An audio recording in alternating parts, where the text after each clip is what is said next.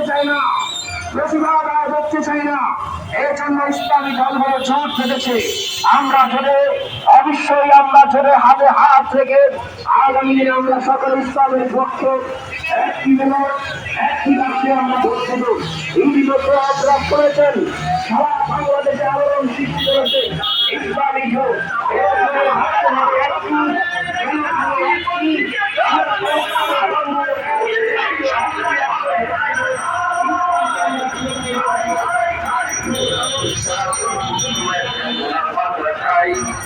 শাহের জন্মদায়কে চাই